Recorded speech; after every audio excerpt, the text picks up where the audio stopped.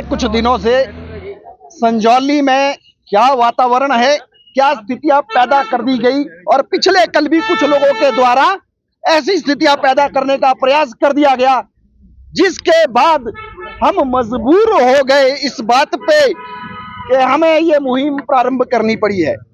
इस वक्त हमारी इस मुहिम का मुख्य उद्देश्य क्या था? सनातन सब्जी वाला हमारा जो हिंदू भाई सनातन सब्जी वाला है, उसको बूस्ट करने के लिए, उसको प्रोत्साहित करने के लिए हमने ये दुकानों में पोस्टर लगाए और हम घर घर जाकर जनता से बार बार आग्रह कर रहे हैं कि जो बड़े भाई का कुर्ता, छोटे भाई का पजामा पहनकर यहाँ की आबो हवा को खराब कर रहे हैं, दुकानों में बैठ के हमारी बहन बेटियों को गंदी गंदी बातें करते थे और जो लव जिहाद और लैंड जिहाद कर रहे हैं इस प्रदेश में, उन लोगों का बहिष्कार करना होगा। यह सनातन सब्जी वाला एक ऐसी मुहिम है जहां तरफ हम अपने हिंदू सनातनी भाई को प्रमोट कर रहे हैं, दूसरी तरफ उन जिहादियों के आर्थिक बहिष्कार की इस मुहिम हमने यहां से आरंभ की है।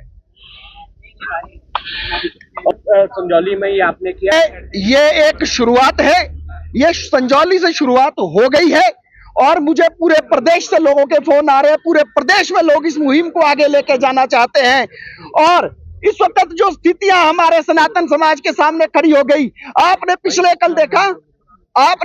कल देखा कुछ बालूगंज में कोई 8-10 लोग इकट्ठे होके कह रहे हैं कि हम हिमाचल प्रदेश हाई कोर्ट में जाएंगे नगर निगम का निर्णय चुनौती देने के लिए।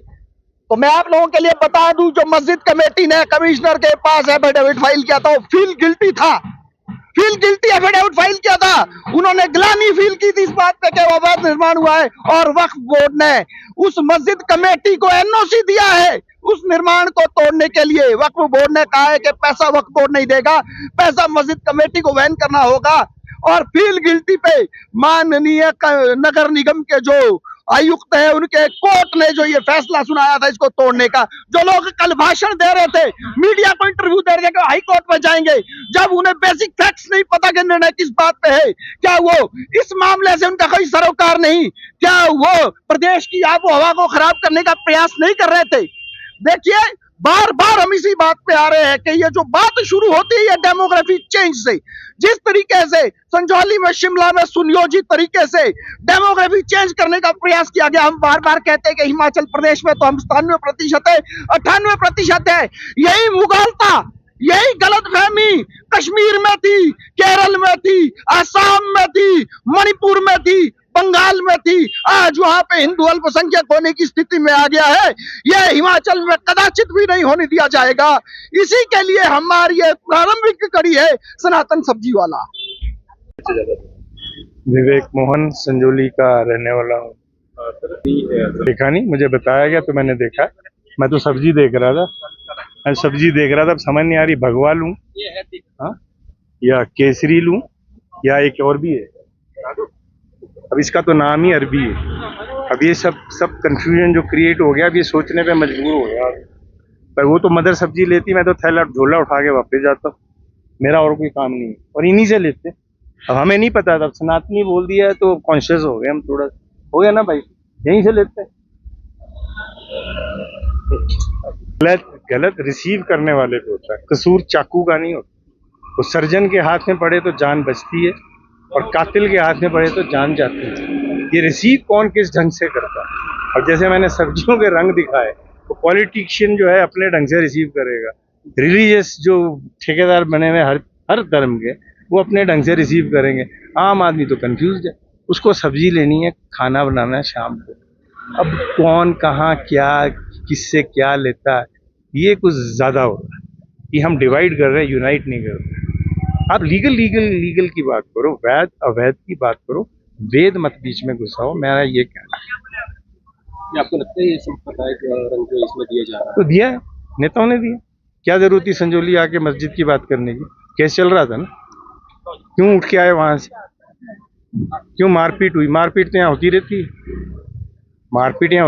है, टूरिस्ट पंजाब वालों से भी हुई थी। क्या हिम्मत पंजाब वालों का मुकाबला करने की? घर की बिल्लियां शेर बनी हुई है हिम्मत?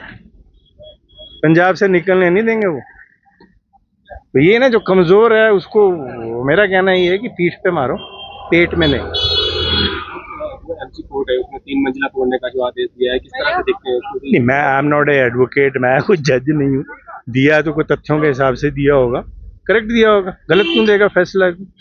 ऐसे तो नहीं, बट मेरा ये कहना, उसमें ये कहना है जो डिले करते हैं ना, जो सनी देओल का डायलॉग है तारीख पे तारीख, फिर ये माहौल क्रिएट हो, तो दैट इज एडमिनिस्ट्रेटिव फेलियर। पर ये तो रिलीजन है और पॉलिटिक्स इन्वॉल्व हो गई, अदरवाइज एडमिनिस्ट्रेटिव फेलियर तो कई जगहों।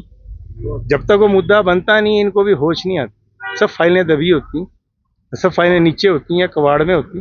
किसी ऑफिस, अब तो थोड़ा डिजिटल हो गया, किसी भी दफ्तर में आप भी गए, मैं भी गया, उल्टी आती है वहाँ देख के। अरे फाइलें पड़ी हुई, आरटीओ में जाके देखो, मैं रिसेंटली गया था आरटीओ के नीचे वाली मंजिल में, फाइलें फाइलें फाइलें। काम क्या करते हैं मुझे समझ नहीं आती।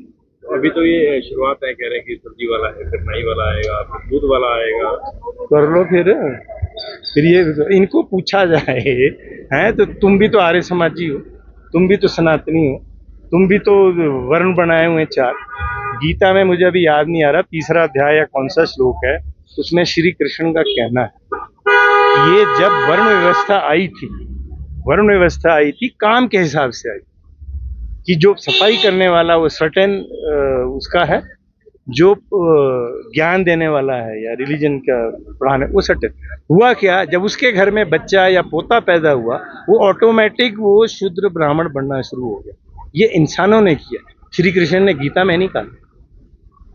आज ऊंची, मतलब क्या कहते हैं, ऊंची कास्ट वाले नीचे वाला काम कर रहे हैं, तो कास्ट तो उनकी ऊंची रह रही है ना, वो आपके काम के हिसाब से।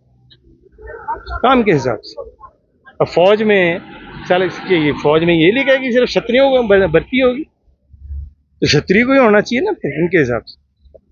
ठीक है, ठीक है।